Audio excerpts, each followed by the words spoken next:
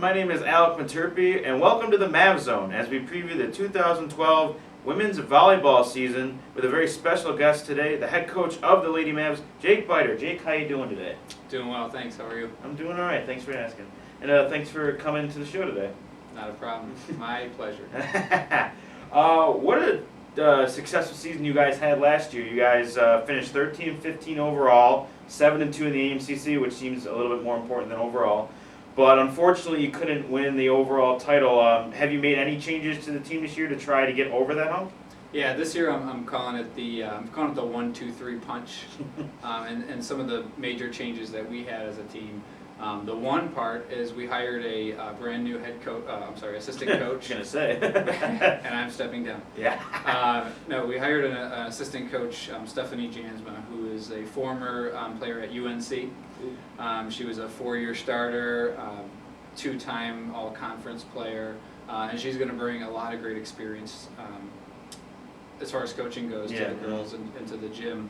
The two is our two incoming transfers, and that's Susan Muldoon from ECC, and then Maria Antispova, who's actually from Russia but is coming to us from GCC. And the three is the three freshmen that are incoming. We have Simone Telford out of Clarence High School, we have Jenna Cleversley out of West Seneca West, and we have Amy Siebold out of Fredonia. So that's as far as what's new this year, what you can expect. I'm calling it the 1-2-3 punch. 1-2-3 punch. All right. Yeah. You guys were picked to finish 4th in the conference, and Megan Fahey won Preseason Player of the Year.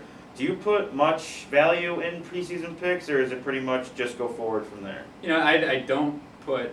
I can almost say I put zero value. And the one thing that the picks does is it creates a little motivation. Yeah. It definitely creates positive or negative energy either way. We're taking it as motivation. We are clearly not at the point where we're the most highly respected program in the conference, and that's where we want to be. So as far as measuring that, and it's the same thing with Megan being preseason player of the year. She still knows she's got to work hard to make that statement again for herself. And volleyball is such a team sport. We don't like to focus on the volleyball player, the preseason player of the year. And Megan's got her head on straight too. So. And speaking of Megan, I mean, I've been here 3 years, just like she has, and I've seen a lot of volleyball games, and she's just I'm very impressed with her as a player. What is it like to coach what I consider one of the great volleyball players in college sports? Like, is it different to maybe coach her individually, or is it pretty much she's a pretty good team player and stuff like that? Megan makes the players around her better, and Megan, in some respects, looks like that all-American player that you're kind of describing. Yeah. She looks that way because of the players that are surrounded her too. So while somebody's always going to stand out in volleyball, it's that girl who can jump the highest and hit the hardest. Yeah. And Megan is that player. She's physically talented. But again, it comes back to the girls who are around her, who are drawing blocks, and kind of taking a lot of the pressure off Megan. A lot of people forget about probably the most important position on the court is that the passer. If you can't pass, then Megan can't get any kind of swing. So it's a pleasure. It's an honor coaching her. I think she's got her head on straight. She's a committed, athletic competitor. It's great to coach her. I wish everybody had that in their blood, but I have to give credit to the team. I think you have to give the credit more so to the team around her. And final question: as you look at the 2012 season, do any matches go a little bit above them all, or are they all pretty much equal to you?